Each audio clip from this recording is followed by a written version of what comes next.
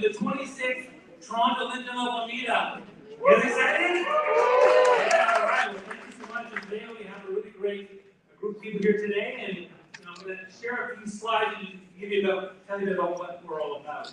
So, today's going to talk about LinkedIn trends and features of networking growth for your business, your brand, your career, getting a job. That's what today's topic is all about.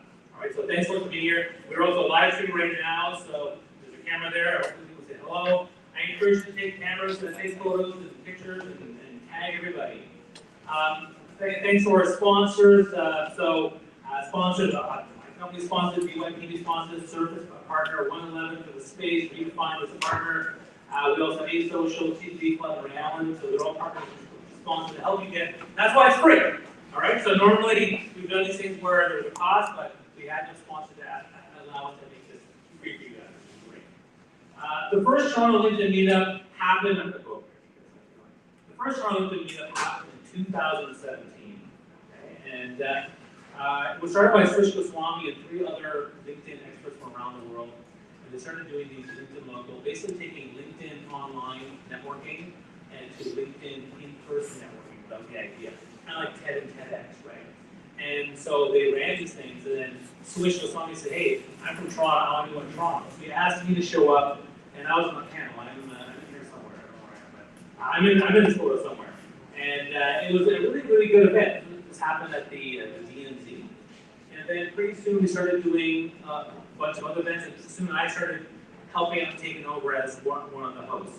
So we've done many spaces around the city. We've had different panels with different expertise. There's a lot of video out there. But we also started doing something called the open mic. And we did this the first time just for the CSI. And people loved it. And the idea was, there's a chance for you to share a bit about yourself.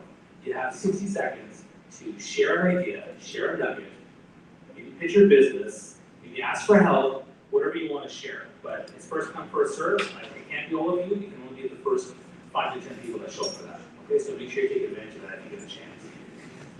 And we do always do a group shot at the end, so don't forget that. We'll do a group shot. And just people taking cameras is a great shot over here, which is good. And then this is the last one we did for the pandemic. And then the pandemic. And everything kind of fell apart. And we did a couple virtual ones, but here was like, oh my gosh, it's really, really not fun. But finally the pandemic came out, and my team, we had a great team putting this together. But we all had to dissipate and kind of figure out what we want to do, because we're trying to figure out our own kind of business and careers and things like that. But then we started doing our first one outside. So we did this one at the Zero space, and then we did 2 at that space, and then we found this space, started doing one here. And again, we've had some really good times with good topics with great people. And this is the very last one we did in July. And so I'm very happy that we have a great space. I'm glad we have great partners, but we certainly need a lot of help. So the people who came earlier were helping with the chairs, so thank you to the people who helped with the chairs. And then after we put the chairs away, because this is kind of the way the space works. And if you have a chance, you take photos, you can certainly tag people. These are some of the tags of people on the different platforms, mostly Instagram for the most part. But again, if you post on Twitter, Instagram, TikTok, LinkedIn, whatever you want to do, or Facebook, you can tag us anytime. If you tag me, I will definitely comment. And if I don't, send me a ping, because sometimes I get tagged by a lot of things and I don't see them all. So I'm happy to ping. The reason why it's good to tag people is speakers love that. It's gratitude, right? You say, oh my God, I had a great speech by this person, I really love it. And you tag them. When I comment on a post, 50,000 of my LinkedIn followers will see that I comment on that post. And some people in this room, the speakers have 97,000 from 35,000. So be nice to them and tag them. That's a good thing. Now, we said it's run by DYPB. So what is DYPB? DYPB stands for Discover Your Personal Brand. And what I've learned is that over the years, I had 4 careers. And I felt lost in all the different jobs because I didn't feel like I knew what I wanted to do. When I built my personal brand and found clarity in my why and what I wanted to do, which became a motivational speaker, I never looked back. I found my why, I found my value, I found my purpose, I found my direction, and it's been an amazing 20 years since I started that. And so now I like to help people with their own personal brands. To make sure you don't feel lost, you don't feel stuck. You have some clarity, you have some purpose, and that's why to me personal branding is so important. We're doing events and workshops and doing some local meetups. Because the thing is, most people that I've learned in life want 3 things. They want focus, alignment, and impact. That's what personal branding does. It gives you more focus on what you're able to spend time. It gives you more alignment on values and things that are fulfilling to you. And when you have focus, you have alignment, you have impact. And this allows you to then go to discover, design, and build your personal brand. And what we found is that through research and through our data is that most people spend their time designing their brand, like working on their LinkedIn profile, working on their assets, working on their resume, working on all these different things. But they don't take the time to discover and dive deep in their personal brand. And that takes work. It takes work. But if you do that, when you design a brand and deliver it, you're going to have way greater results than if you didn't do the discovery deep dive in the first place. So make sure you discover your brand before you design it and deliver that brand. The event tonight, we have a bunch of things happening. So there's a welcome for you. We're going to have a mini talk keynote from Ritika. It's going to be awesome. And then after that, we'll have a panel event with our speakers. We have some great speakers, influencers, and LinkedIn top voices with blue badge. It's going to be pretty awesome. Then you can ask questions, of course, while we're getting through it. And then after this open mic session, this is where we'll have the mics. You can come up and pitch or share whatever you want. Keep it short, though, 30 to 60 seconds, please. Yeah, otherwise, I'm going to come up with a big yank, pick you up, and take you out the door. And trust me, I pick every single one of you. So don't do that. And then, of course, we'll have some closing thoughts. And of course, we always like to invite people to become volunteers and be part of the team. And then, of course, with a group photo, which we want to do is run up here, take a group photo, and then you can network. And then afterwards, there's an after party hosted by one of our partners, Be Social. And so make sure you look into that and go to the website and you can have some information, or if he's here, I haven't seen him yet, maybe he's here, then we can talk about that. The other thing I want to mention was, again, we're always looking for people to help. This is the team I had before the pandemic. We love to have people who are, whether you're a career person, a business person, a coach, whatever it is. If you want to help all these LinkedIn events and help us grow, we'd love to do that. We have a great team already. I want to thank my team, particularly David, who's out there. He was the bridge sharing with you guys. Thank you, David. I appreciate that. The other thing I want to mention is that, one of the things I do is I run an organization called the Thought Leadership Branding Club. What that is that's an organization for small business owners. If you're a coach, if you're a business owner or consultant, you're trying to hustle, you're trying to live outside hustle, or you're working full-time in a business, it's a community where we have a whole bunch of amazing speakers and master classes and weekly coaching. We run audio events, we have weekly training. We have one this Thursday at 4 p.m. Eastern on Zoom. But the whole idea is to help people, typically we're small business owners, but we also actually help people who are just looking for leadership development. So you can come to one of these events, you get access to the library of 185 master classes, you get access to weekly coaching with me, you also get access to the other members of the group, you can ask questions in our private LinkedIn group. It's a great way to build. I'm part of 3 different communities. There's 2 that I'm invested in. This is the one that I run because I think it's so important to have a community and people who are doing about your back. And the other one that makes us kind of exciting is that we actually have other event dates already set, which is a nice thing because we normally don't do that. So we actually have events set for February, May, July, and the topics to be confirmed. And then for October, it's going to look for a space or confirm here. But I'm excited to have that. We actually have a plan in mind to try to grow this. So now you know the dates. We'll try to put those on our site so you know. And as I said before, if you want to do a volunteer team, you totally can. All right. So with that, let's go back to the agenda.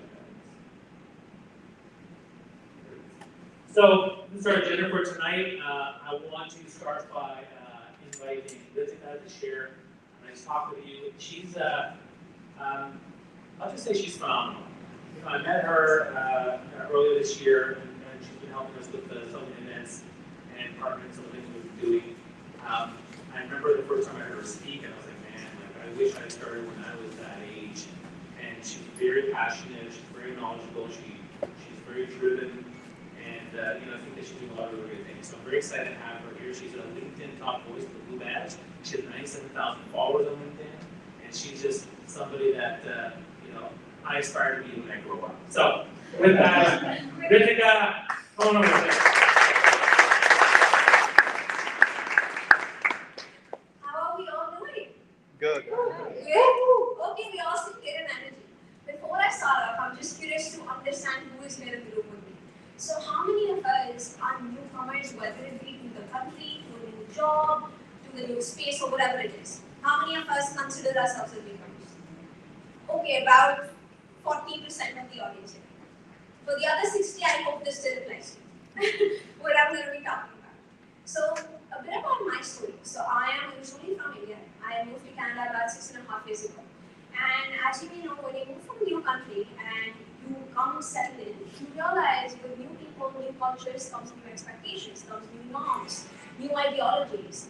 And what I did notice was whenever I walked into rooms, whether it was for an interview or whether it be for like a job or for entrepreneurship, getting investments, whatever it was, I realized before I even entered into rooms, people had this perception of me that they created in their heads just based on who I looked like, where I was from, the language that I spoke, the accent that I had. So even before I could really create validity, credibility for myself, people had already got a sense of what that looked like. And as a result of that, that would influence the kind of opportunities I either got access to or did not.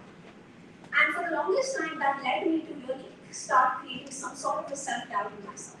And when I started speaking to more and more international students, immigrants, I realized how it was not a me issue, but it was an every immigrant or every newcomer issue. Whether you be from this country or not, whether it be you just entering a new job, a new space, a new market, whatever that is. And through my experience, not just by figuring it out for myself, but over the last 4 to 5 years, doing it for about 10,000 other students, what I realized was 3 things, according to me, which became my 3-step formula to be able to create that accessibility to opportunities no matter what opportunity it is. So if you're someone who's currently finding yourself stuck in a box where you're like, hey, I know I deserve that, I don't understand why I'm not being able to get it, it might be one of these 3 things that you may or may not be doing. The first, I call it the PCN, or the PCA, sorry. The first one starts with purpose identification. The second one is credibility establishment. And last but not the least is advocacy. Now let me break these down for you. The first one, purpose identification. This is honestly one of the most important topics I could be speaking to you about. Ask yourself as you sit here, whatever opportunities you're applying to, whatever spaces you're showing up to, whatever networking events you're coming up to, have you identified in your head ahead of time why are you showing up here? That why is incredibly important, because if you don't know the destination where you want to get, getting there is going to get incredibly difficult. Let me tell you that. And I think what happens is today a lot of us, especially the youth, make the mistake of hopping onto trends. I recently had a session with a student where I asked them, hey, why are you applying to this job? And I appreciate the honesty, but they said, well, I'm applying because A, it's the only job in the market, and B, it's because it seems like it fits my skill sets. And that was exactly the excuse. And if I'm being realistic, if that's the kind of mindset and perception you have, that accessibility is not going to come. Because if you want someone to show you value, right, and should give you the time, effort, and energy into investing that time to hire you, you got to first show that value yourself to them and show them that you're worthy of that investment. And a big step to that comes by showcasing to them why them and why you before, right? So the first thing is that you've got to identify the why behind what you do and why you're showing up. Once you're done with that first thing, the second piece you got to do is establish credibility for that why. A lot of us, when you have passion and when you have purpose, you enter into these rooms and you're like, you know what, I'm passionate about this job. And the employer's like, you know what, that's amazing and incredible. But tell me, why do you deserve to be able to leverage that passion through this particular job and not the other person next to you, right? What does that come down to? That comes down to credibility. How is credibility established, if I may ask? It's established through experiences, evidences. And how do you create those? That doesn't need to come through a corporate job. It doesn't need to come through you working in a fancy tall building. It can come from volunteering with NGOs. It can come through working with projects while in university with clubs. It can come through running a self-project that you have. Because at the end of the day, when you enter into that room, what an employer wants to know, what's my ROI when I hire you. If I hire you and I pay you $85,000 a year or $100,000 a year, am I going to be receiving $250,000 in return? How can we make that analysis? It's only and only if they have metrics given to them. Only if they have quantifiers provided. How do you provide those quantifiers? That comes through those previous experiences that you create working with real-time clients or organizations. Once you have done these two, last but not the least, comes the most important piece, advocacy. How does this happen? It happens in 2 ways, networking and personal branding. How does networking happen? I'm sure we all know this. How does it happen? showing up to events like these. And let's see if I talk about personal branding. Where does that happen? Social media. Give me an example of which social media is LinkedIn, right? So those two pieces are very important because today we live in a time and an age where every single person, even in this room, is incredible. They all deserve to be in those opportunities. But so it's so important for us today not just to be working hard and to get all the certifications, all the degrees that we need, but you really got to showcase to the other person why you compare to someone else. And that involves you being really loud about the work that you do. You want to be loud about the effort that you put in. I talk to a lot of people who work in the professional sides. And a lot of immigrant professionals specifically, one of the biggest challenges that they have is even if they get into jobs, moving up into that job takes them longer on average. Getting a higher salary in the same position takes them a lot more time and effort. Why is that the reality? It's because a lot of us, because of those collectivistic cultures we come from and that humility and that humbleness we're told to create, we're less likely to advocate for ourselves in the room. I'm not telling you to be a loudspeaker and scream in everyone's ear that, oh my God, I'm amazing. But all I'm asking you to do is just make sure no one's judging you or assessing you for less than what you have to provide. Because people see you half of what you are. And if you show them nothing, they see nothing, trust me. No one's going to take out the time and the effort to come up to you and tell you, hey, you're incredible. Let me help you raise yourself up. There are very few people who are going to send the elevator down to get you up. Trust me. And even if people are willing to do that, they first need to know why you are not the other 10,000 people who are applying for a job in North America every single day. So that's the third piece. And to kind of conclude this all and bring it together, and if you want to know more about how specifically do I create the brand, etc., I'm sure the panel is going to touch base on a lot of that. And I'm happy to talk about it during networking as well. But in addition to all of these, one of the biggest things I want to leave you away with is before you enter into meetings, before you're trying to sell your value to someone else, you need to first learn to value yourself first. Even though it sounds very fluffy, it's one of the harshest and the most important realities. When you wake up in the morning and when you see yourself in that mirror, I want you to ask yourself, what do you tell yourself? And if it's not positive self-talk, that has to change today. Because if you can't learn to do that, how can you expect someone else to see that value? Right? And how does that start? That starts by just having that positive self-talk. So before we leave, not you leave. I want us to repeat three things together. Will you all repeat with me? Yes. Yes? We start with, I love myself. I love myself. Louder next time. I deserve to get the opportunities I have today. I deserve to get the opportunities I have today. I have what it takes. I have what it takes. I want you to say it one more time, like you mean it. I have what it takes. I have what it takes. Love that. Perfect. So I will end it at that because I think the panel is going to be incredible and go into a lot of things. I'm going to be here to have conversations with you, and I hope the key pieces you take away from this session is one, just realizing that each one of you in this room is incredible. The fact that you showed up on, what is the date today? 23rd. Wednesday night. Yes, the fact that you showed up here on a Wednesday evening means a lot because I'm sure you have work tomorrow and you will have to maybe stay up late at night to finish up your assignments or whatever it is. So the fact that you showed up shows that you're willing to invest in yourself. Let's just make sure we don't let this investment go to waste by not letting other people know that we're investing in ourselves. And how can you tell them that? You can tell them that by later in the evening, once the event is over, one, making sure you connect with every single person in the room and follow up with them later on. But secondly, you also make sure you post about it on LinkedIn so that every other person on LinkedIn who follows you or follows your beliefs knows that this person is showing up no matter what, no matter how tired they are, because they have invested to create a future successful for themselves. That's important, and that's when the right people will start stepping in. So I hope that helps. Thank you. Thank you so much. Great, and as always, the great passion, which is fantastic. So now we have the panel, and she'll be here. You can network with her for sure. Let's get the panel up on stage. The panel come on, join me here. All right, and then we'll get that conversation going with that. All right. Yeah, that's fine. All right, so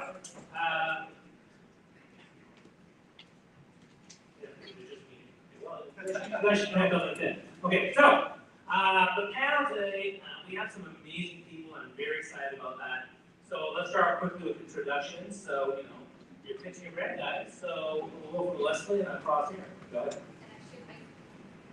Press the button, make sure it's on. Make sure it's on. Hey everybody, is that working? I can talk really loudly.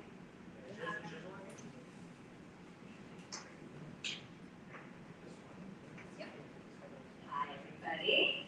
My name is Leslie Hughes. I wear a lot of different hats, so I will suffice it to say that I am a LinkedIn profile writer and a LinkedIn trainer.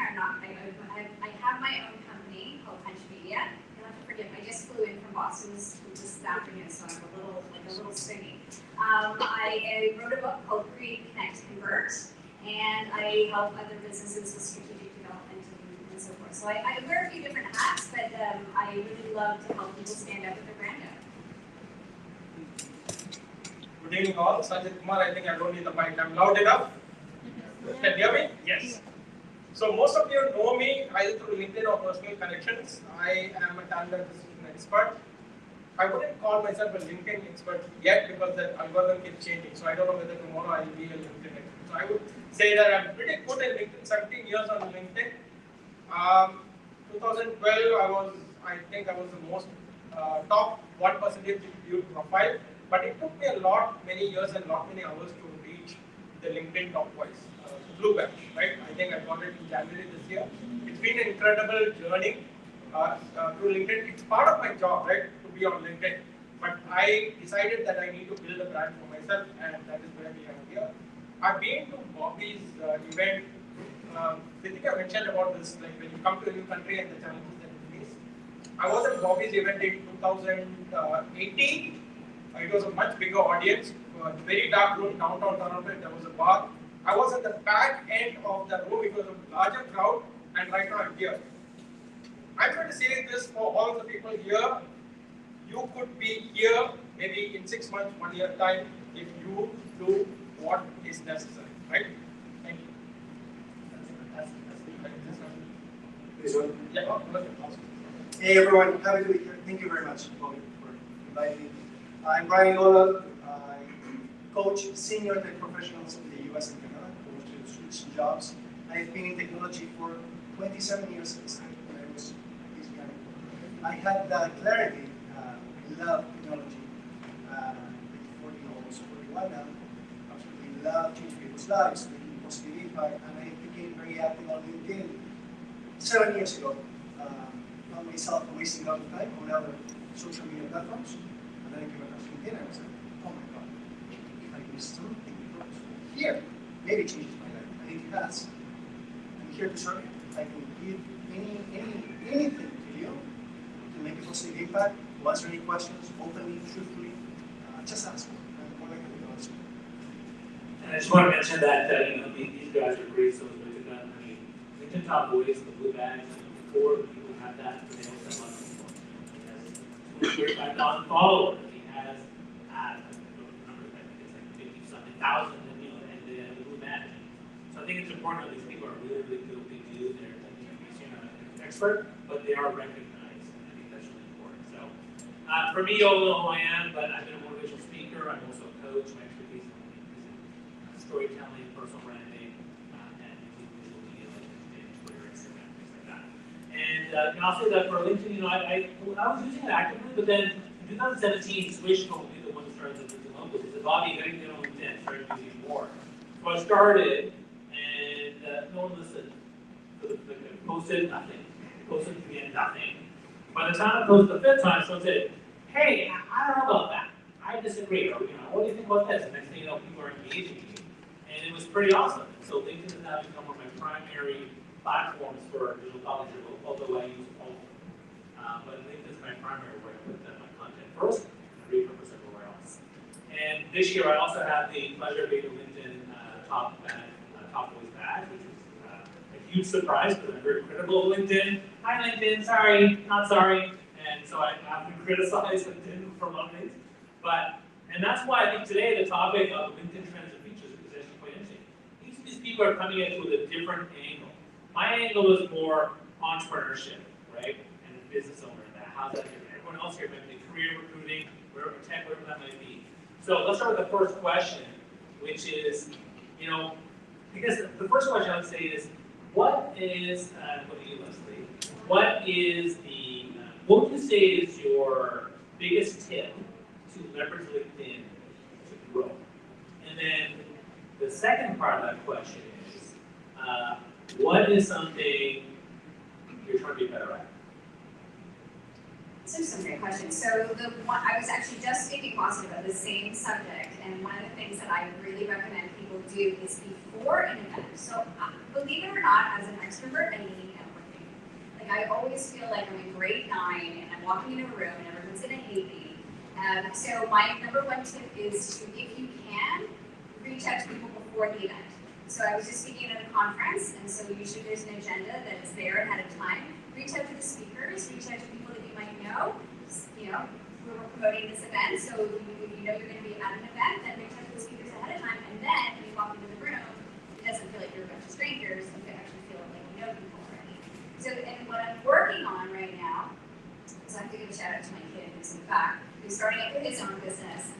So my kid who's 18 years old, and he's a video editor, so I'm challenged because the video is now so big on LinkedIn that my 18-year-old is outshining me in the video department. So that's my thing, is I'm trying to now compete with Gen Z and try to do some more videos and make them find it interesting that I'm just not a talking head on a screen. Same question, what do you guys? Yeah. In terms of features, right? So I think the thing I mentioned is, what is the purpose? Why do you want to be on LinkedIn is one important thing, right? Of course, we all want to get a job, or we want to add more leads, but there's a larger purpose than that, right? You can create a community. So last year what I did was me and my friend Sudhir together, we started a group called Get Hired in Canada. That group, somewhere in October, November is when we were having this group for the last 4-5 years, but when we put it on LinkedIn, that group reached to 125 members already who are actively looking for jobs, right?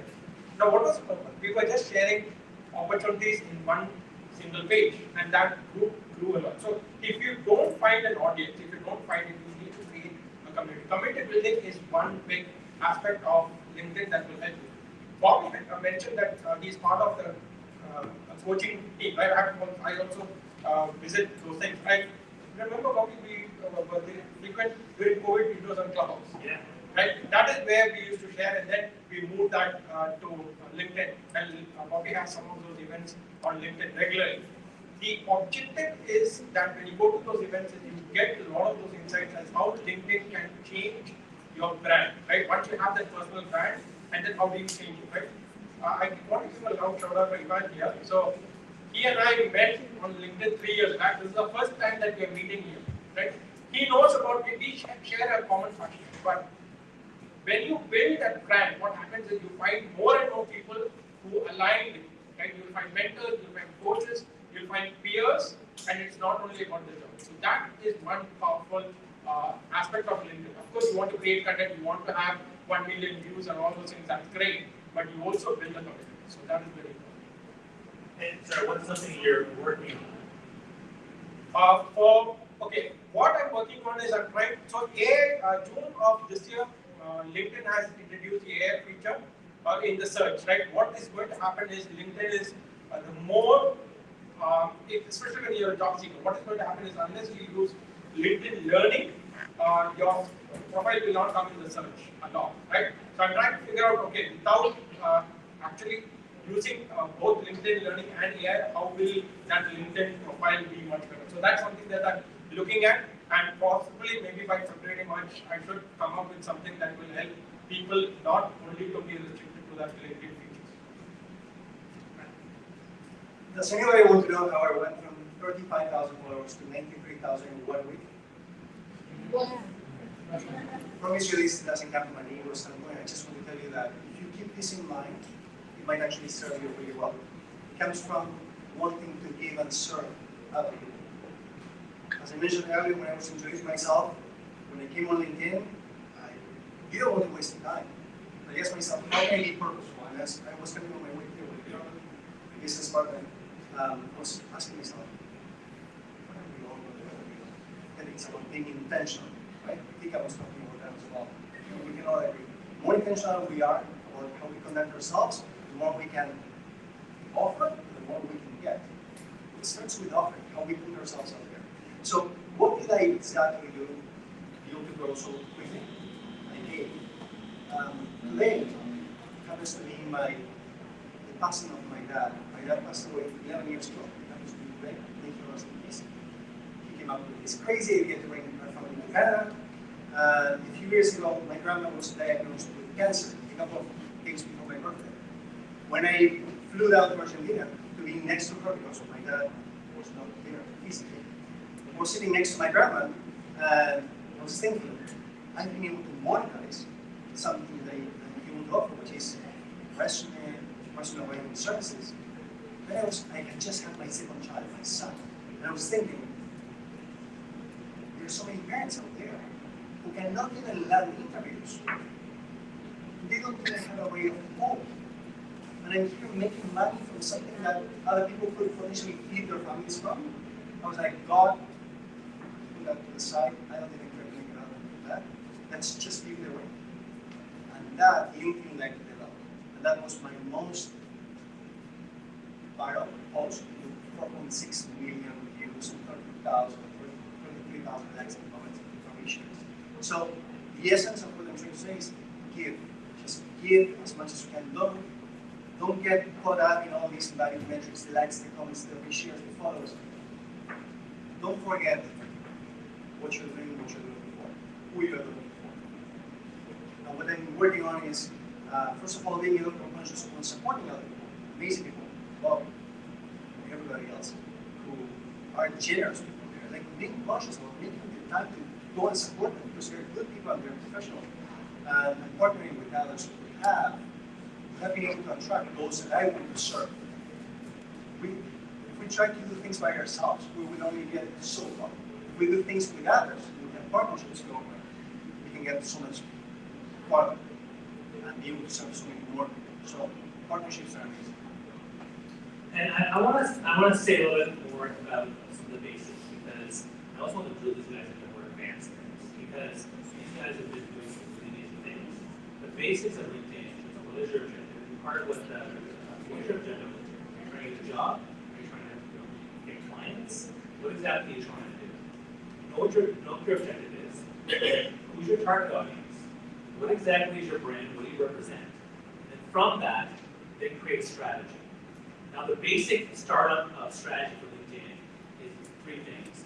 Optimize your profile. Have a content strategy. Why? Because most people don't put content. 7% of people put content on consistently. So put content. Content starts a conversation. Content can also include commenting on other people's posts. Because you're starting a conversation, you're sharing insights, and you're basically trying to get people to network with you. And the third one, which is something that most people don't use, is messaging. Messaging strategy is incredibly important. And a lot of people don't do it because they feel bad about it. But if you want to build a brand, and want to grow on LinkedIn, you got to do those things. Now, for me, one of the things I've been doing well as a tip in terms of a trend is I've definitely taken on the audio room bandwagon. So we started with Clubhouse, and then now the TLB Club, the College Brand Club that I talked about before. We are now doing LinkedIn Master Rooms every Monday, Tuesday, Thursday, and Friday. We run those rooms because audio rooms are an amazing way to share knowledge in a very authentic way. And because it's what we call democratized podcasting. Because what happens is when you do a podcast, you do it and you push it out to people. When you do a live stream, you're putting it out there, but not everyone can be there with you. In an audio room, they're there with you. They come on stage, you're having a conversation with people, and people love that. I can tell you from my own personal experience as a digital marketing expert across multiple platforms, across social media, it is the fastest way, aside from in person, to build trust with somebody. It's quite incredible. In fact, audio rooms are the only place, not on LinkedIn, but on other audio rooms, Clubhouse and Twitter Spaces and other places, where I ran a room and I sold a $200 workshop just like that. Most people don't buy off things. Like you have to nurture it, and emails and messages and calls, but people are buying off social media because they trusted someone. So for me, I'm really, really big on that. So I really do like that, so I want to, that's my tip on how to grow. Use an audit room. If you don't host an audit room, get up on stage, put your hand up, because you know what happens. Most people don't put their hand up, right? 7% create content. 1% of that 7% create video content. You know, people don't follow up, people don't get up on stage, it's a chance for you to speak up. So I would say, you can't do an audit room, find an audit room, I do them all the time, and you can show up and just get up on stage, just say something for 30 seconds. That's all matters. And then, the thing I'm working on is actually, I'm trying to scale back. And you know, like your story about your dad really moves me because, you know, I'll be very vulnerable too. I talk about vulnerable stories on quite a bit. You know, this fall I almost burnt out because my kids are teens and we're a family with neurodivergent, ADHD, and all that kind of stuff. And I'm struggling because we just handled this year, we're trying to figure it out. And meanwhile, my parents are aging and we have to, you know, take care of them. I just got overwhelmed. And so, literally 5 weeks ago, I had a call with my best friends and now I'm on the TLB club. And I broke down because I was just so stressed out with all this. So I had a call with her and I had to call another guy I know in the club. That was Roy. And we had, hey Roy, you're there. He's in Australia. And we had a great conversation. And I had those friends. These are friends I've made on LinkedIn and I've never met them in person. None of them's my best friend. I've never met her in person. It's crazy. I've known her for 40 years. But she's from LinkedIn. But she and I worked together in the TLB club. And then in the TLB club, we had these deep coach calls, and I talked about the things I was struggling with, and everyone else did the same thing. And so what I'm trying to do now is I'm trying to scale back. So that's what I'm trying to figure out, how do I now scale back with all the things I'm doing, all the things I have, posting all the time. And so that's something I'm working on, to scale back. Now with that, I want to go to the other part today, which is network. We talked about growing. And you just kind of touched on networking. But let's talk about that. So when it comes to building relationships on LinkedIn, is there any kind of favorite kind of tactic that you're using that maybe other people aren't using, or something you discovered that works really well for you? We'll start with Brian with this one. One of the comments that I've received over the years is that this was more prior to the pandemic, was when I met with someone for coffee, they would say, "You're exactly the same as you've seen on the weekend."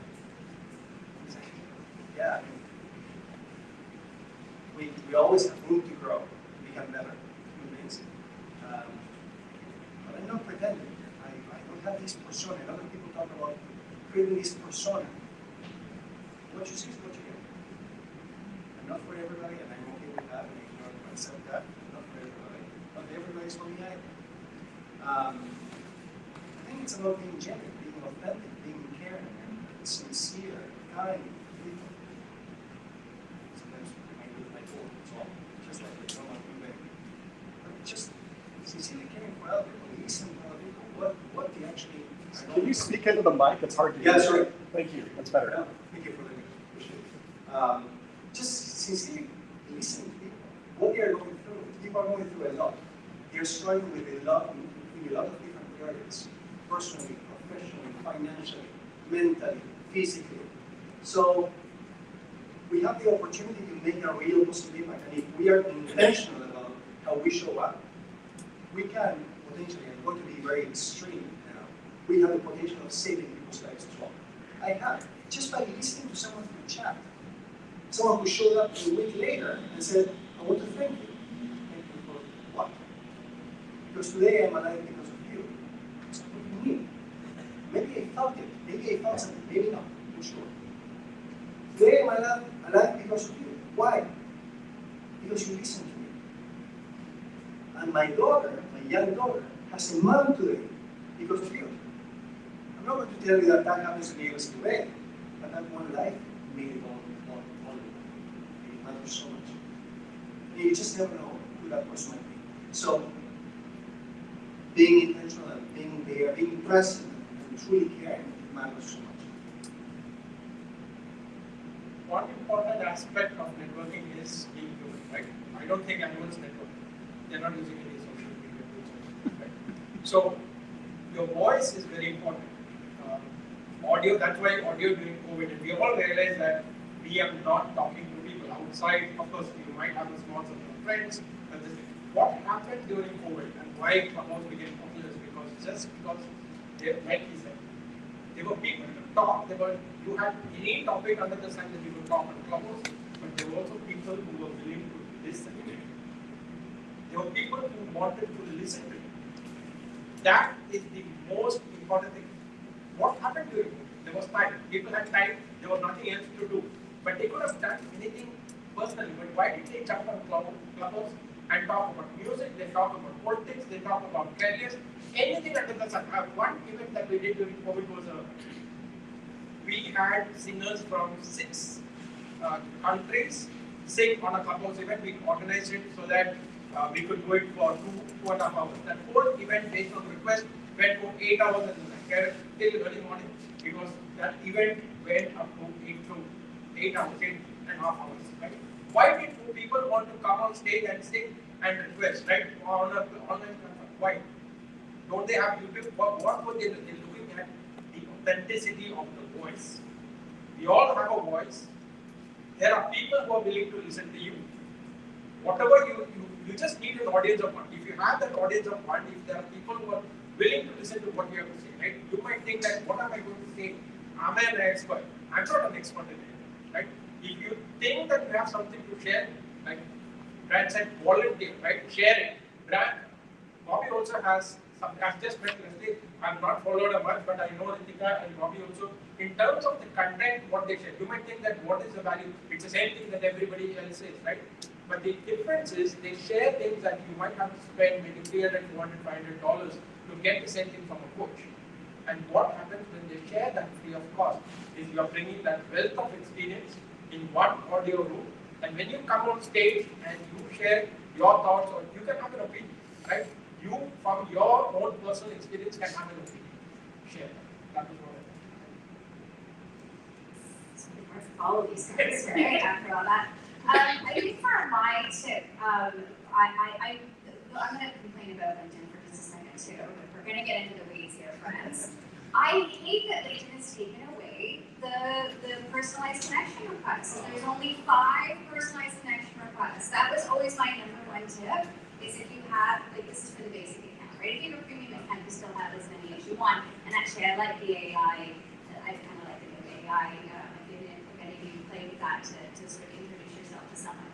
But my frustration is, if you have the basic account and you haven't paid for it, we're supposed to be connecting human to human, and now they've taken that away because, of course, they're trying to get people up to the premium level, right? So I think for me, is trying to navigate around, if you're going to stay with the basic level of LinkedIn and you're not paying for the premium, how do you then build connections? It's maybe sometimes asking mutual people to connect you. It's finding ways, of course, these kinds of events where you're connecting face-to-face. For me, it's following up afterwards with a, hey, it was really nice to meet you at this event. For me, that's my little tip, because if I'm speaking at an event and I don't get to meet everybody, I will say, please send me a message, if you can, to say, refresh my memory as to how we met each other, so that then I can go back into my archives if I'm going to make an ask of somebody at some point, or I've forgotten how I know this person, but this person wants me to introduce them to that person. So that is my little, it's like my own little customer relationship management database of doing my best to message someone and follow up and say, it's really great meeting you at the LinkedIn event or whatever conference you're at. Okay, I'll help you a tip. You heard it only here. If you want to bypass all these things, what you need to do is you can be added to 100 groups, right? You can be added to groups, and you can message anybody in the group free of cost. If you didn't know that, you learn it here. If you want to reach out to someone free of cost without spending an email, be in the group that they are in, you can freely message them. And I'll give you another tip that I use, which is if you have the basic account and you can't send a personalized message, what you do is comment on their posts before you send a connection request. Because here's the thing, like, a person that comments on 5 of my posts, I'll remember them. Because no one does. There's a couple of guys who comment on my posts every single day. It's like, whoa. And so, and they reach out to me and say, Bobby, can you have a call? Absolutely. Absolutely. So you comment on 5 posts, not just 1, 5 of them. And and then say, hey, listen, can we connect? Then you send the connection request without having to put the message.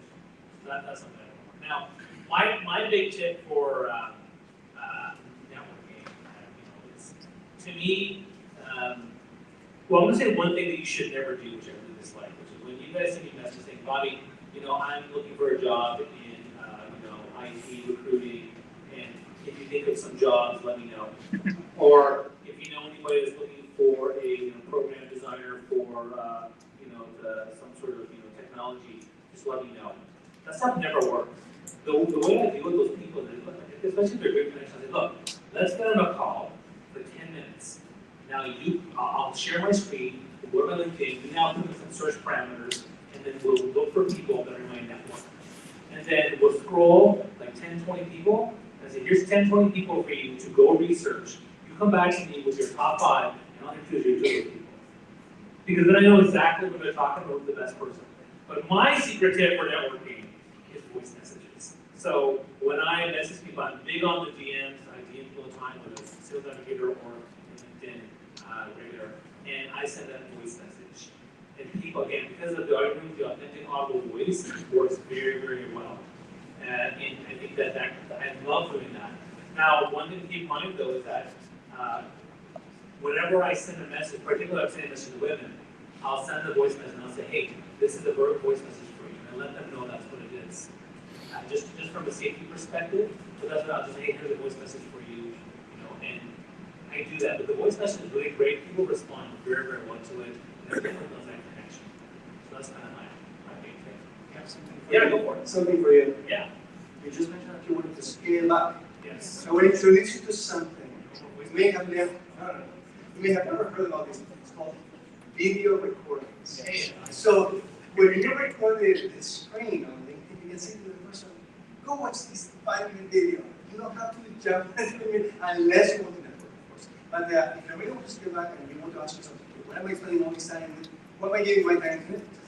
That's what I give to people as well. Hey, watch this. And every single person who has that's enough.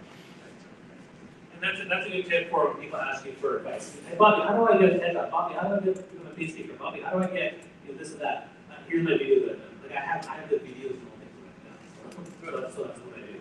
Now, is there any questions that they want to ask? I saw a hand go up, and I wasn't sure they wanted to ask something. Yeah, go ahead and be loud. What is an audio room? So an audio room, these became really big during the pandemic because we all sat at home. Basically, an audio room where everyone's in this room. There's people on stage and people are in the audience, and they're listening to people just talk to each other. Now, anyone can go up on stage if they want. The host can allow them on or not, but it's just a great way to have a conversation with a bunch of people. Most of these rooms, Clubhouse, LinkedIn Audio, Twitter Spaces, there's usually a maximum allowed on stage, something like between usually 10 to 20 people. But it's a really great place to have conversations with folks, so you feel really connected to folks. That's what audio rooms are, and they're quite prolific now on LinkedIn. Yeah, go ahead.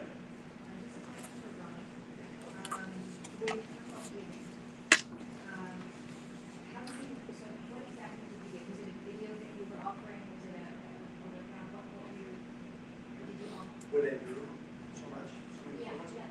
So it was a lesson intently that I'm trying to use to be able to have so many interviews, and I created a guide for people to be able to know how to use it, like how to really be able to have interviews. So you like that.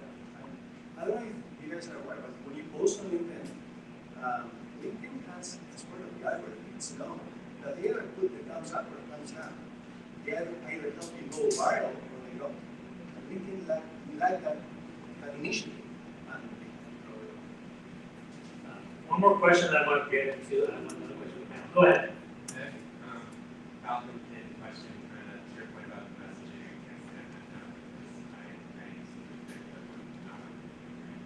the thing I want to ask you all about is the idea around now there's a thing with a bell by your name, and so I have friends that I have over 2,000 followers, and in 2021 I got a top voice nomination, which was cool for me. I didn't get it, but just get it.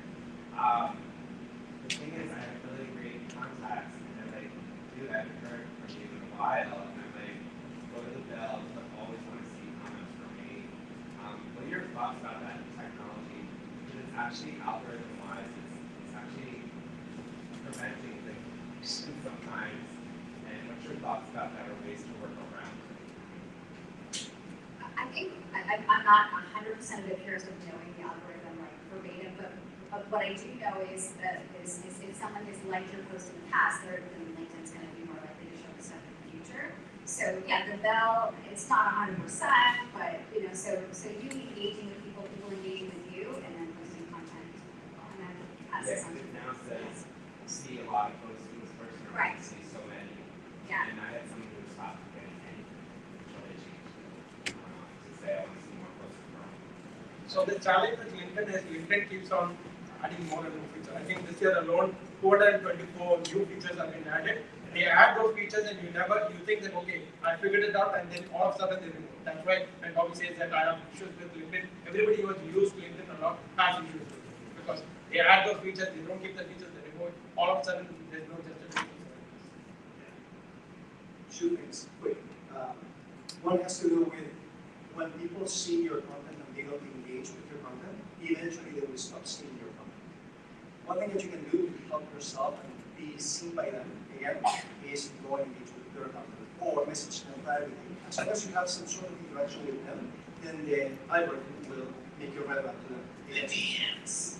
So it doesn't have to be public, it can be through the DMs as well. Okay? And another thing is, for anyone who's looking to hire, potentially, we coach senior tech professionals who are currently employed, any sort of content that they post out there, typically don't want to engage with. Why? Because they are sending the signal to their employers or their colleagues, their teammates, that they are potentially looking for a job, especially because of the type of content that they're creating. Now, if you look at my posts, some of them are polls, and they are anonymous. Nobody gets to see how they vote. So keep in mind who your audience is and whether they will be open to engaging on it. A lot of professionals are very intimidated.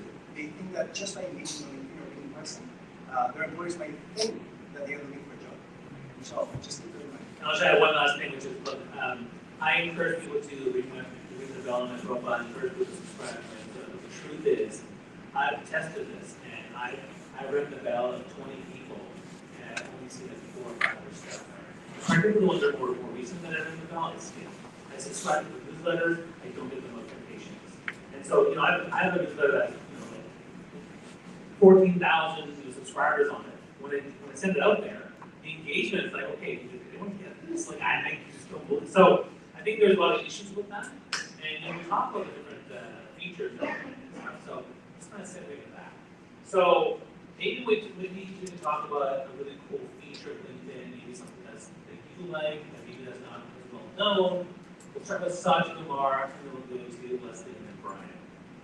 Cool feature. It is a new feature or something that's not well known. I talked about being part of the group. I don't know, okay, especially people who have graduated from here, this is for newcomers, right? There is the alumni group. Like if you go to a college, let's say you from University of Toronto, and then you go to the alumni group, you'll find maybe 100K people who have passed out from college from when the university started till date, right? You will be able to filter out people who are working in maybe RBC or any of the science or any companies. It will be filtered out based on, let's say you're looking at a particular segment of people that you want to target, that definitely helps you. It's not something new, but it's a feature that is not used very much, especially when you're targeting your networking features. So that is something that I would recommend. Leslie? Well, I feel like I'm on LinkedIn all the time, so coming up with something new kind of is making me struggle a little bit. But one thing I would recommend, and it's going to push all of you outside your comfort zone, number one is telling people your accomplishments. That's number one, and that's just a generic one. So most people, as Brett was sort of saying, that people they hold themselves back from showcasing their accomplishments. That aside, using the featured section and putting maybe a video bio of yourself in there, because to your point, so people buy from people that they know, like, and trust. And so doing a video bio of who you are, what you do, and how you help, people can see you, they can hear you, they can get a sense of who you are. So whether you're investing, like I invested in a professional, because I'm a public speaker, I invested in someone to do this for me. But you know, we all have these little things called cell phones in our pockets that we can use tools in order to create this video bio of, hi, I am blank. I've had this many years of experience doing this, this, and this. And like Robin was saying, it is so hard for people to own your value, but it is the most important thing that you can do for yourself. And as I say, the last thing, especially with AI nipping on our heels and how AI is going to really transform everything that we're doing, your personal brand is going to matter more than ever before, and I'm sure you can echo the same sentiment. It's so important to understand how LinkedIn works. It's quite complex. Like we're just hearing 224 features in the last year. But the question is, with regards to your profile alone, we've all heard about SEO, right? Search engine optimization. Websites, right? Okay. Search engine optimization. Websites, right? How do you get found and put or placed on the first page of Google when someone is searching for a website like this one, particularly? If you're a professional and you want to be found, or if you're an entrepreneur or a business owner and you want to be found, the question is, what do you have in your profile? There are a lot of employers who are looking for someone like you. There are a lot of customers who are maybe looking for someone like you. But if your profiles are not complete, if you're not taking the most out of every single one of the sections, you're not helping yourself. So I come across a lot of times every day, professionals who have maybe an amazing resume, maybe not, but certainly their LinkedIn profiles are empty. And if their LinkedIn profiles don't have the content to be found by The big keywords. exactly. Good keywords, good about section where they are describing who they are, where they can be found through those keywords that appear on their profiles, their skills, right? Two things happen. You will not be found when someone is searching for someone like you, for whatever purpose. And second, when you're applying for jobs, you will not make it through the filters either. Because if it was up to LinkedIn, resumes would not exist. LinkedIn cannot care about resumes. They care about your profiles. So make sure that your profiles are complete, that they are pristine, that they're clean, that they're professional, and that they have a lot of content, good, relevant content to whatever it is that you're looking to attract. And written for the reader. All right, so I'm going to share a couple of things that I really love. So number one, when you create an event on LinkedIn, you can invite 1,000 connections a week, and you can target it by location and industry. So if I run an event, the next event local is going to be about, let's say, cybersecurity. I can find people in Toronto that are in cybersecurity, and for my connections, first connections, and invite just them. And there's a way to invite 1,000 connections in like 10 minutes. When you choose a location or a school or the company they're with or the industry, you can start to scroll down. And once you get to the 1,000, you just click select all, invite. It takes about 10 to 15 minutes, but it's amazing. So when I run an event like 5 weeks, I can invite 5,000 people to this thing over the course of time. That to me is fantastic, a fantastic feature. The other feature I like is I do a lot of sales navigator outreach to people to make connections. The one that's not sales navigators is this thing where you click on people who have posted on LinkedIn in the last 30 days. Because a lot of people on LinkedIn aren't using it, right? So you send messages and you reach out, they're okay. They couldn't put, even your best friend, like, didn't see it, you know. So if you find someone who's actually posted on LinkedIn in the last 30 days, that means they're actively using the platform. I absolutely love that one. So that's just a couple of things that I want to share. Repeat the first one, like 10 minutes, 1,000 calls. So the way it works is, so for this event here, I set up an event on the DYPB company page, right? And then I went to the event and I clicked location, I clicked Toronto. And then I went to industry and I clicked professional coaching and trainers and people I thought that I would come here, small business owners, for example. And then I said, and it gives me a list of all my first connections. I start scrolling, and you keep going to the business, and it takes a while. Like, I'm actually going to say, I was watching this. Hey, Annie, so, you know, what are the kids doing today? We got homework. You know, but then I get to the end, because it automatically stops you. You click the button, select all, and it's right. It's amazing. I think I want to just jump in on, so you guys have a lot of followers, a lot more followers than I do. I think what's important to also, because to the point of be strategic. You don't want to just have having hundreds of thousands of followers is fantastic. It's great for your ego, right? When you have the vanity metric of having so many followers, but it's about also being very intentional, which is like you're all doing this, is that you're being very intentional about creating a quality network of connections, not just randomly connect. Because for me, if a florist in Ireland wants to connect with me just because they want to have their numbers go up, then I'm like, okay, good for you. I don't need that person.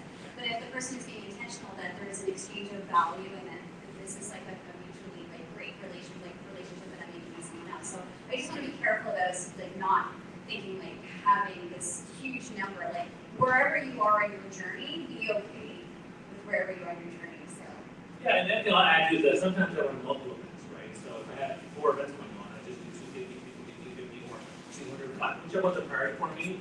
But the fact that you do 1,000 per week is actually quite good. And I keep track of it and tell them that. So remind me that my 1,000 extra now refresh after a week. So let's talk about, I want to talk about trends, and that'll be our last one, and then I'll take a few more questions. So now let's talk about trends. What's a trend that's going on? And you can talk about a trend, whether it's something you love or something you don't like, but I want to understand what is the LinkedIn trend that you are seeing or liking or that you're loving or it's new, or maybe it's an ongoing trend, but I want to talk about what's a trend on it. So start with you this way. You first, Brian. Something's a trend you want people to be aware of.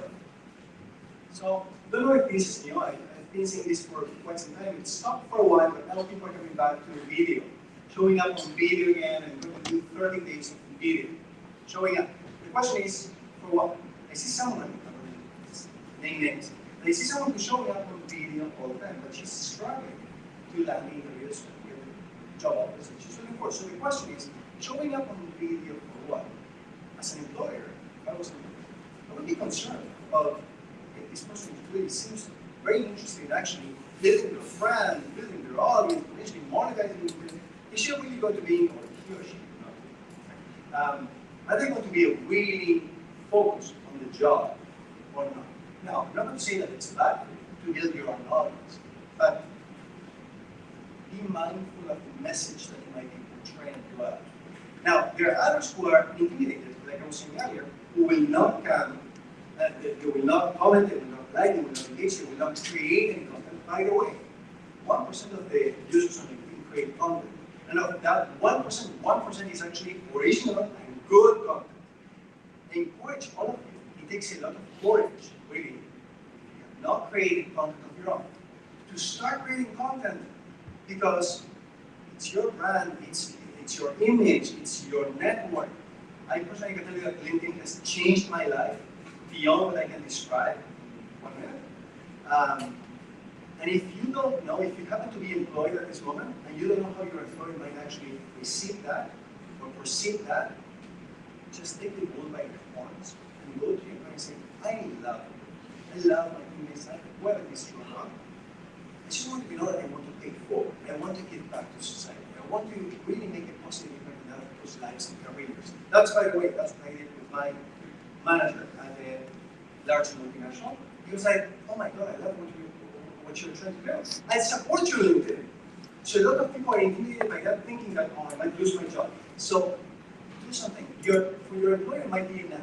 You probably have seen someone which is let go. Look after yourselves. Create something where people will get to know you, where you will attract a lot more opportunities for yourself. We talked about profile and basics, about Leslie also mentioned it regarding that. One thing is commenting. Now we mentioned commenting is also very powerful. If you don't, Brian mentioned of creating content. And let's say you don't have the time to create content, but you like some content, go ahead and comment.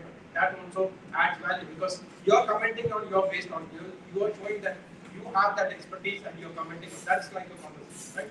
That also adds value to your profile. The other thing, video is coming up. Great.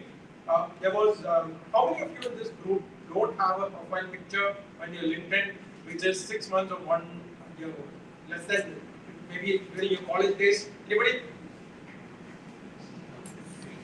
When did you last change your profile picture?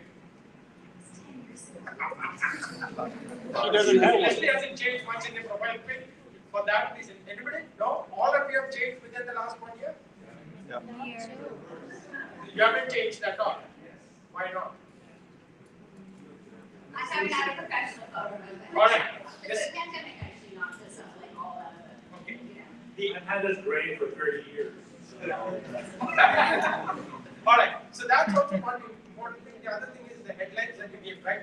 When you say about SEO, right, it's one important aspect of SEO. Now, what you can do is you can change it maybe every 2 weeks, and you have an analytics, right? Data is everything. You have an analytics. Let's say you capture the analytics today and see how many people are following you, how many people are catching your post, how many people are commenting on your profile, and then change both your profile pic and also the title. You say that you're an expert or whatever you're in. You change that and see for the next 2 weeks how the analytics is going to change. And you can experiment with that. You can change it here and there, and you can experiment with it. Work a little bit with data, and that will change how your LinkedIn profile looks. Can I just also add the smiling photograph?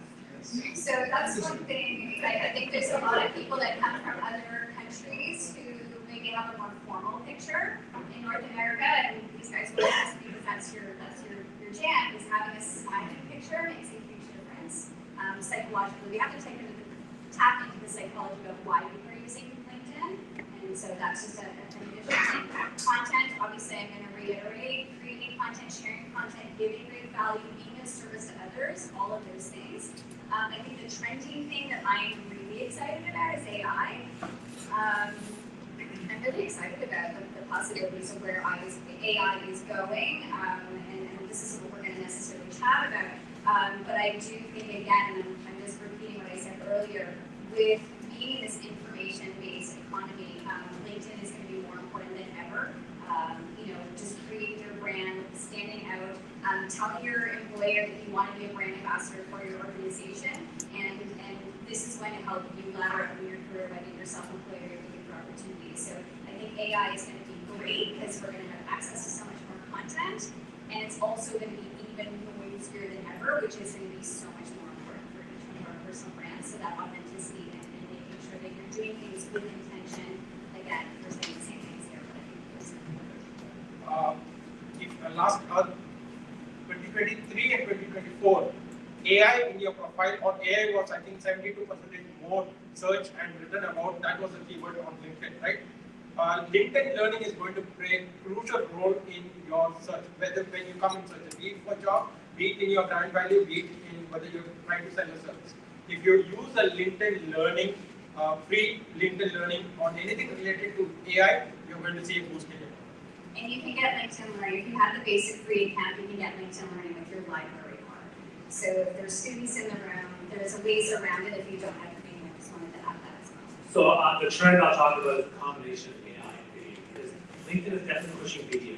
I get emails from them every day saying, hey, please do some videos. And so I finally started doing more, and I've been doing it before, but then they kind of do a lot now, they're going back. And now I'm getting videos that I can create from each, and it's actually quite awesome. So they're pushing that.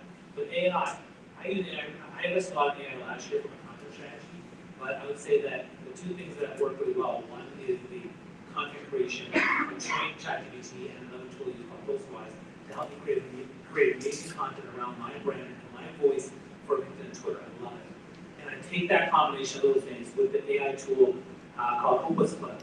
So I take the live streams that I've done on LinkedIn and then put it in Opus Clip, and then it feeds into about 35 really cool short snippet clips, of which about 2/3 are pretty good. I take the really good ones and I post them on LinkedIn.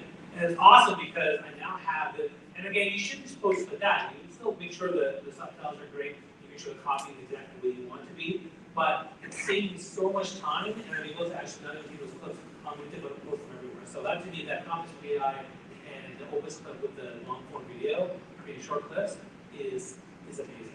It's not easy. For any of you that are nervous about putting yourself out there on video, doing any kind of public speaking, it still scares the crap out of all of us. Like every single time I'm a speaker, I used to be a college teacher and I teach at university, I'm always jumping out of the plane every time going, oh my gosh, I can't believe I'm doing this. Looking down the barrel of the lens of a camera and being like, hi everybody, here I am to tell you a story. It feels awkward, it feels weird, just do it. Get out of your own way. It took me 4 months to convince myself to get on video. And I had to actually purchase a GoPro to force myself to not stop doing video. I was like, after I spent $800 on GoPro, of course I have to use it. You know, we all have amazing phones which have great quality beyond what is needed for LinkedIn. Just put yourself out there. I promise you, from that 1%, not even 1% actually creates video. If you want people to resonate with your message, don't worry so much. I used to. That's why I don't want to. I used to think about my hair, my face, my accent, my attire, the sound, the light, the background. Don't think about that. What matters is Still really not the for my message. camera with I still need makeup, I'm sorry. You have to feel confident when you're on stage, right? But it's all about the message. It's about the value. Are you looking to empower, to entertain, to educate, to inspire? It's up to you, whatever it is that you want to do. But own that, just get over it. All right, let's take a couple questions before we get to open mic. Yes. Hi, this is Julie, and I would like to ask you guys, because I started creating my own content like 3-4 months ago. And then this month I was trying to create a short podcast to talk about the AI, machine learning, and data. But because now I'm connecting with some of my colleagues and my supervisor, at this point I'm not too sure what should I say or I should not do that much because they are thinking maybe you are not working because I work remotely. Maybe you spend so much time on create those kind of content. So do you have any advice or suggestions? Couple things to keep in mind. When you're at coding, what it is that you're actually posting and commenting because they can see them. Yes. Oh, 2 hours ago, what's 7 a.m.? What was you doing on LinkedIn? Right? When you're commenting on LinkedIn at 3 p.m., what was you doing on LinkedIn? So be mindful of that. Right? Now, with regards to your role, ask yourself how you can bring value with whatever it is that you're learning, experiencing, or not, to your organization. And from there, you will, oh, she learned that, and she wants to share with others. As opposed to like, oh, you're in code, when you're sharing about Python. It's nothing good. Of course, you're looking for another job, right? Or you're looking to attract another opportunity. So see how you can actually empower your organization. I think it's a good idea if they know more about me, more about what I do, because I read some article that posts and they don't know. They don't know that you are capable of doing so much more. 100%. If you want to create new opportunities for yourself within the organization, 100% empower your teammates. A lot of people come from a scarcity mindset. I'm going to just hog all this knowledge, all this experience, not going to share it with anyone, so they cannot replace you. What you can, you should do, from my experience at least, empower it, delegate to others, share with others, so that you can free yourself up for other opportunities within the organization. You want to be perceived and be truly a leader. What do leaders do? They empower others. So free yourself up for other more challenging. You know what you can do? Go to your supervisor and say, listen, I love what you're doing. I'm learning so much from you. Can I interview you? I want to post your top 3 tips for leadership on my LinkedIn this weekend. So you're not working. You're saying, I'm going to do this weekend, but I want to interview you. I'm going to share your top 3 tips because I really think you're doing a great job.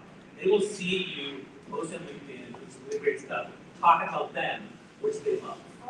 Okay? See if there's a way you can dovetail what you're doing with your organization, and if you can reach out to your supervisor and or your marketing department and say, hey, I was thinking if this works with the business, I would love to help create content. Marketers are always looking for new content, and so that's a great way that your marketers will love you if you want to go on camera, because most people don't.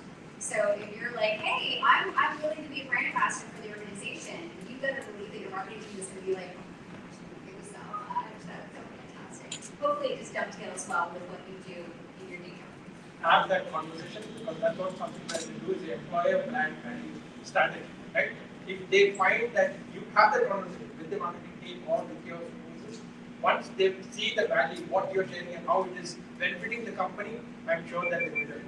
Okay, time for one more question. We're going to do the open mic. You can ask the question afterwards, right? You're going to be here. You have your hand before. Go ahead. What according to you guys is a great LinkedIn profile? Maybe for a prospective customer, for a recruiter, what are the attributes?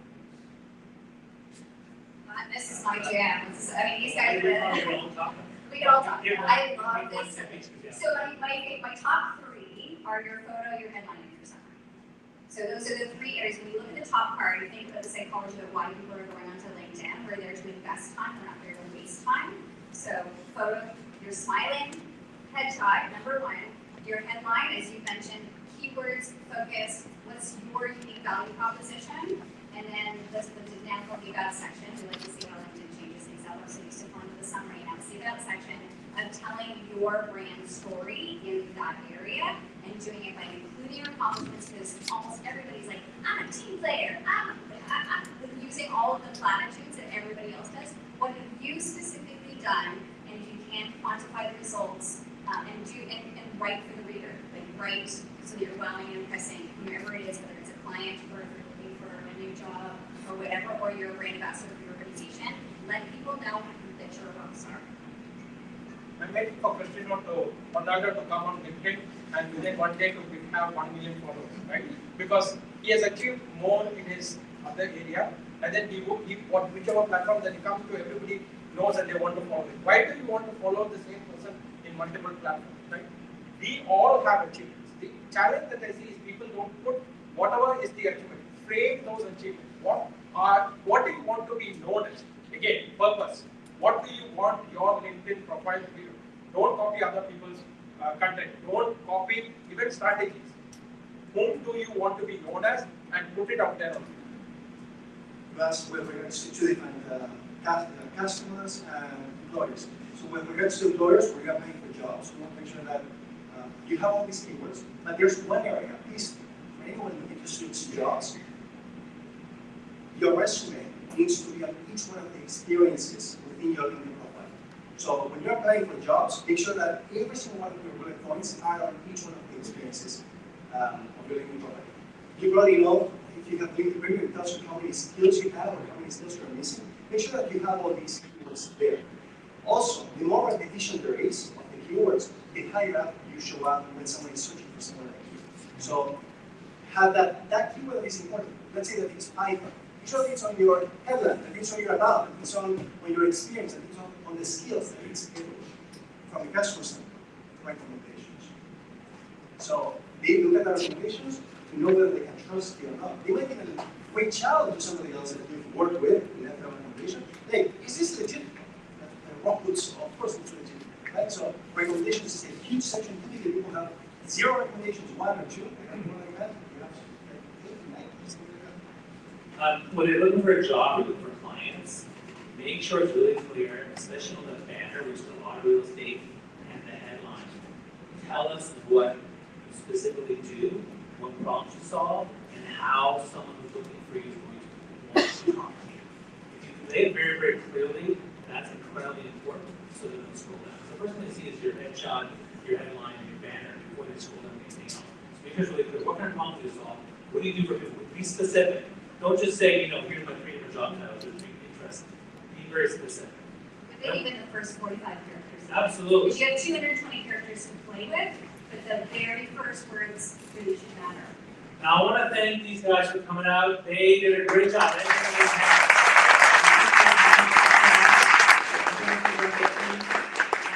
I want to open the open mic. So what this is basically, I'm going to invite you guys to come up here and speak to the audience. You can share a tip, a thought, you can ask a question, you can ask for help.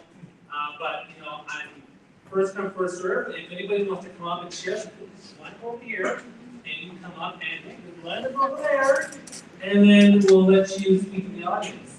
All right, so come on over here. And again, more than 60 seconds, otherwise I yank you. All right, go ahead. Hi everyone, I'm Srini. I read a book called 10 Big Happiness. I'm not sure how many of you know. It's by the CEO of Zappos. And I was blown away by the fact that you can create amazing experiences and build a $1 billion company just by focusing on people. And that was my foray into customer success and understanding more about problem solving and eventually moved into the product management side of things. So I just wanted to say hi to all of you, and I am very grateful for Bobby for hosting this and for all the amazing speakers who have come. Like you guys said, it's more of give and take, right? I'm happy to share whatever I have, and I'll be happy to give my time to anyone through LinkedIn, or if you have a conversation, I will be happy to have. And one small tip, because we have been talking more about making more videos. So there's an app called Descript. It lets you make a long, horizontal video as well as cut it. And let's say we use certain words like and all of that, you'll be able to cut it out through the text. So it will be easy to make videos. So I hope that's useful. And thank you. Okay. We'll help people out there. We'll keep comment on it. But yeah, we're definitely, I may have to cut people because of time, but let's keep it short. Keep it short. My name's David. I'm not registering people at random in events. I spend my days talking to myself in this 5x7 padded room. No, I'm not crazy. I'm a professional voice actor. So my ask is, if you know somebody who's looking for a voice for any kind of corporate project, you can find me anytime at davidgilbertvoiceover.com, and you can find me on LinkedIn. And if you do reach out to me on LinkedIn, ask me or tell me what your emerald city is. 28 seconds. That's fantastic. That's great.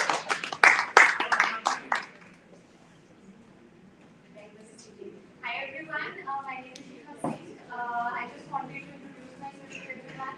Please feel free to connect. I would identify myself as an empathetic and collaborator.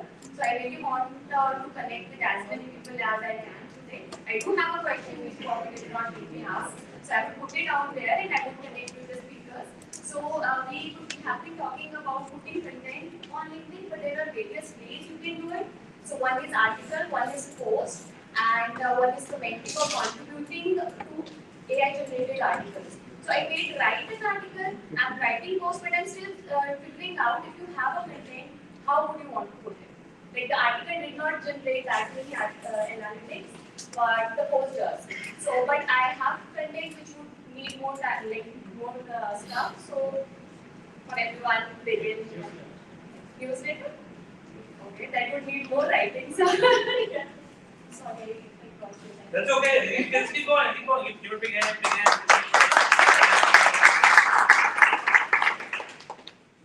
Hi, everyone. My name is Aisha. It's great to be here. I just want to say thank you to Bobby and everyone for organizing this event. Because if you have asked me 1 year ago to come up here on the stage, I would have said no. It's been 2 years since I'm here in Canada, and I started by working online from home.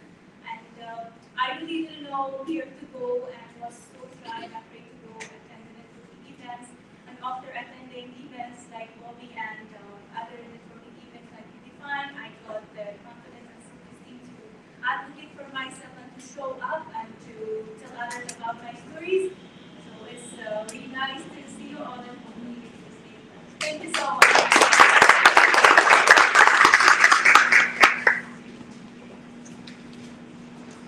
Hi everyone.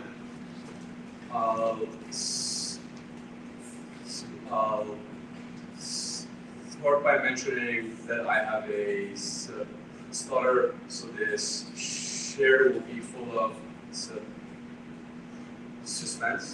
In the past 7 years, I've gone from avoiding speaking almost entirely out of the fear of being judged for sounding different to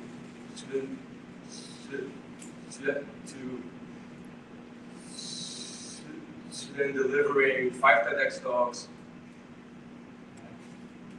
and performing stand-up comedy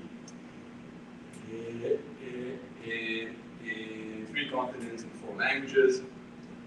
I often joke about the fact that I can stutter in 6 different languages. So this Saturday, there is the premiere of a movie about my journey at a film festival here in Toronto. If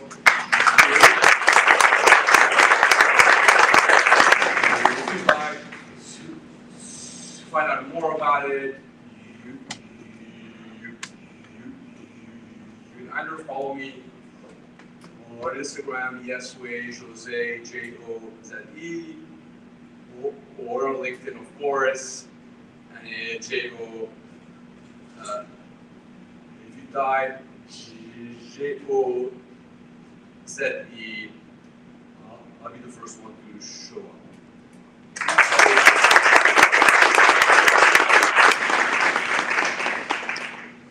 Hi everyone, my name is Ricky and I'm here to introduce myself and also thank all the speakers and the organizers for this event.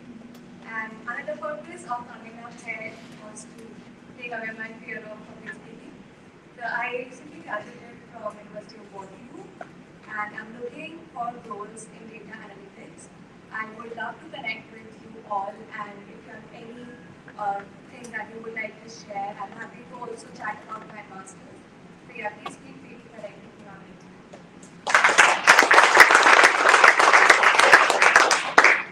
Hi everyone. Before I present myself, actually, I want to just critique about thinking. It's very easy to get more followers, and at some point you want to use them. And at this point, you might feel like actually you don't know them. And so, one of the things I started doing about 5 to 6 years ago is whenever someone connects with me, I go back to them and say, okay, I want to connect with you, let's jump on a call and let's have a chat. Zoom call or chat or platform. And that makes a huge difference because you then get to know the person.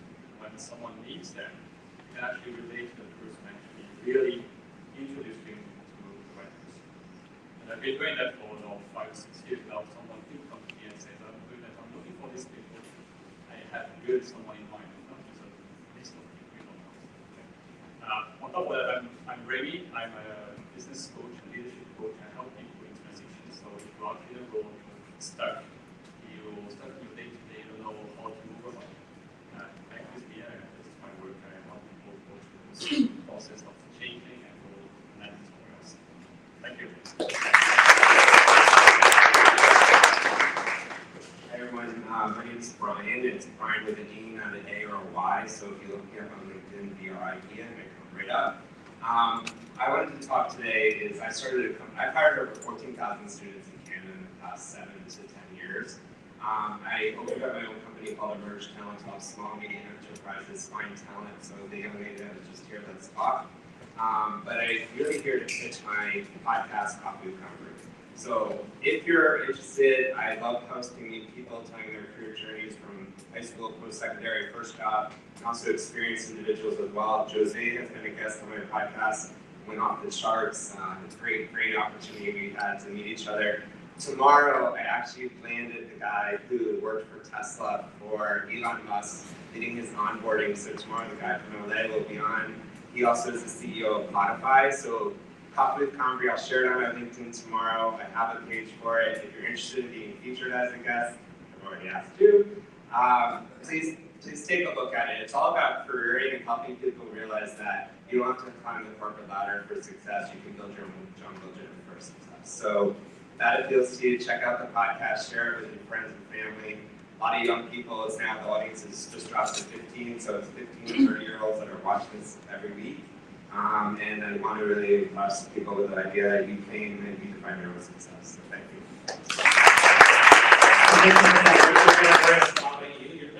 You'll do the last one, the same word. Yeah. Let's keep going, but we need to end. Amazing, fantastic. First of all, thank you so much for having this event and having it for free of cost. Hello everyone, my name is Karthik. I'm an entrepreneur and I as a professional. Moved to Canada as an international student in 2016. I do not have experience of building a big LinkedIn brand, but I do have experience of building a company, and I did find a lot of similarities.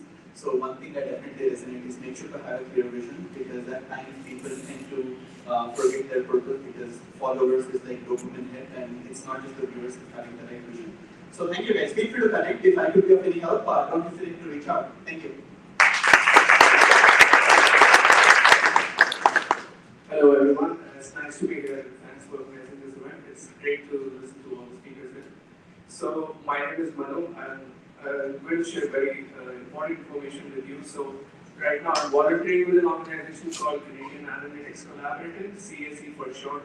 So we are building a very passionate ecosystem for people who are job seekers, who are industry experts, and who are looking to employ analytics services.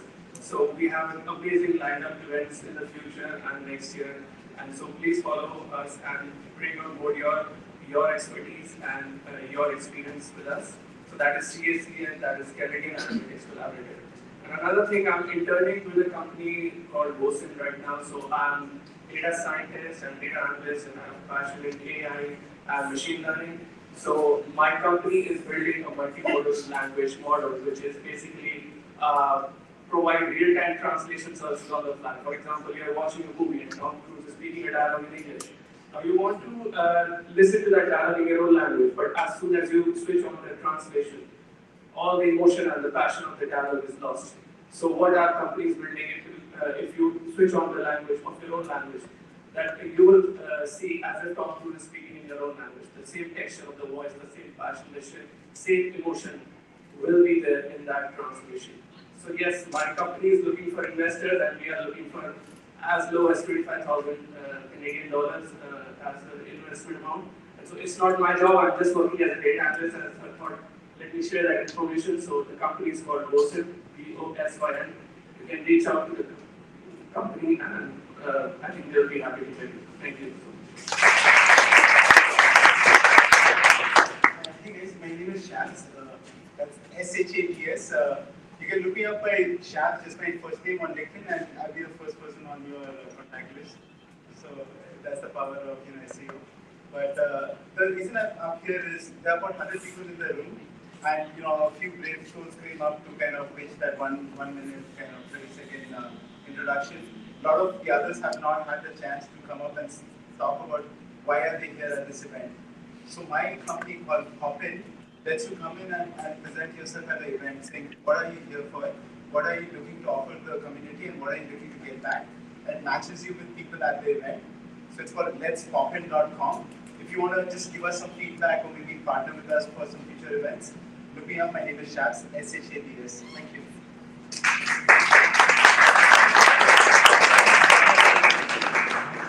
Hello everyone, it's my pleasure to see all of you and get to head that. I'm studying practical nursing at Georgetown College. It's about 2.5 months ago I came here, so I'm a newcomer here, and I believe in the power of passion and perseverance. When we have passion, we will be successful in our life. I tried hard to be a doctor. I was accepted to the medicine school, to the medical school at the most competitive university at Kabul Medical University. Just one day I attended to Kabul Medical University, but the next day I heard that the Taliban prevented us from going to university. That day I felt that how should I study medicine? What should I do? But what did I do? It was the power of perseverance and passion. I tried hard. Today I came here. I'm here and I'm studying practical nursing. I hope to one day study medicine. I know that it's possible just by the power of passion and perseverance. So I came here to tell my story, and I should say that I'm a newcomer here. I need your advice for finding the job, and also for being a successful person. Thank you.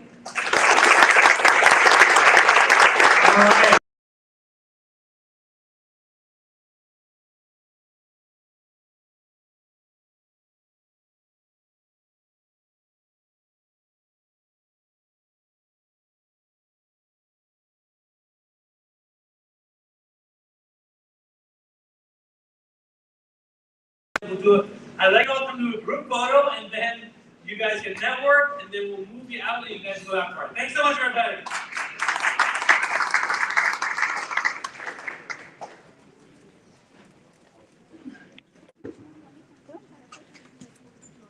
Turning off this thing.